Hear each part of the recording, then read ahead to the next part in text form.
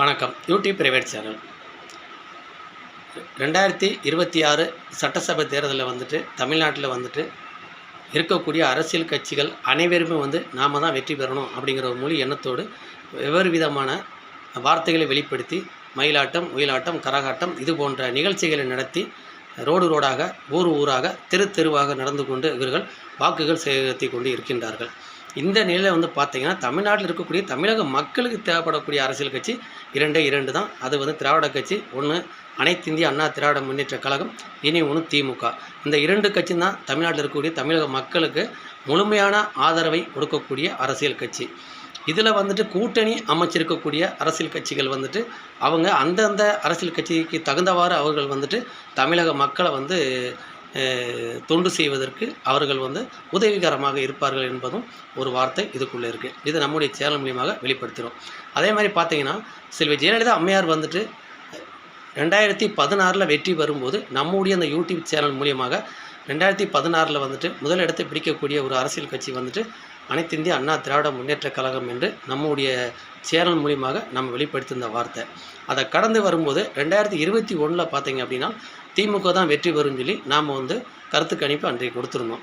அதை கடந்து இந்த 2026க்கு முன்னாடியே நாடாளுமன்ற தேர்தலுக்கு இடையில் பார்த்தீங்க அப்படின்னா தமிழ்நாட்டுக்குள்ளே 2 இடைத்தேர்தல் நடந்துச்சு. ஒன்று விக்கிரவாண்டி, இனி ஒன்று ஈரோடு. இந்த விக்கிரவாண்டியில் பார்த்தீங்கன்னா தமிழ்நாட்டில் இருக்கக்கூடிய அனைத்து அரசியல் கட்சிகளுமே விட்டு கொடுத்து அதாவது பாட்டாளி மக்கள் கட்சியை நிறுத்தியிருந்தாங்க திமுகவுக்கு எதிராக. ஆனால் அன்னைக்கு இந்த அனைத்து இந்திய அண்ணா திராவிட கட்சி இல்லாமல் இருந்துச்சு. அன்றைக்குமே விக்கிரவாணி தொகுதியில் திமுக வெற்றி பெறும் சொல்லி நம்முடைய சேனலில் வெளிப்படுத்த வார்த்தை.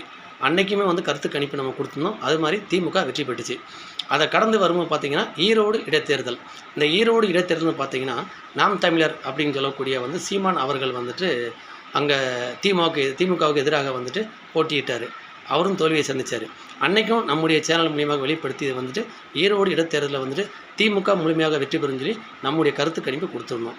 அதே மாதிரி தான் இன்றைக்கி நம்ம தமிழ்நாட்டுக்குள்ளே ஊராக சென்று நாமல் எடுக்கப்பட்ட வார்த்தையின்படி இன்றைக்கி வெளிப்படுத்தக்கூடிய வார்த்தைகள் நம்முடைய இந்த யூடியூப் பிரைவேட் சேனல் மூலியமாக கருத்து கணிப்பு கொடுக்கக்கூடிய வார்த்தைகள் மீண்டும் ஸ்டாலின் என்ற ஒரு வார்த்தை தமிழக மக்கள் மனசார விரும்பக்கூடிய வார்த்தை, பேசக்கூடிய வார்த்தை தமிழ்நாட்டில் மக்கள்கிட்ட இருக்குது. அப்படி இருக்கும்போது திராவிட கட்சியான இன்றைக்கி கலைஞர் ஐயா ஆட்சி பெற்ற அவருடைய மகன், அதாவது கலைஞர் ஐயா ஈன்றெடுத்த பிள்ளை மு.க. ஸ்டாலின் அவர்கள் மீண்டும் தமிழகத்தில் அவர் ஆட்சியை பிடிக்கிறாரு. 2026 தேர்தல், இந்த சட்டசபை தேர்தலில் அவர் முழுமையாக வெற்றி பெறுகிறார் அப்படிங்கிற வார்த்தையை நம்முடைய சேனல் மூலியமாக கருத்து கணிப்பு வெளிப்படுத்துகிறோம். இன்று மீண்டும் ஸ்டாலின் என்ற ஒரு வார்த்தையை தமிழக மக்கள் எழுப்பிய ஒரு வார்த்தையை நம்முடைய சேனல் மூலியமாக வெளிப்படுத்துகிறோம். வணக்கம். 2026 சட்டசபை தேர்தல் வெற்றி காணக்கூடிய ஒரே ஒரு சின்னம் உதயசூரியன், ஆட்சியில் அமரக்கூடியவர் மீண்டும் ஸ்டாலின் என்ற ஒரு வார்த்தையை வெளிப்படுத்துகிறோம். வணக்கம்.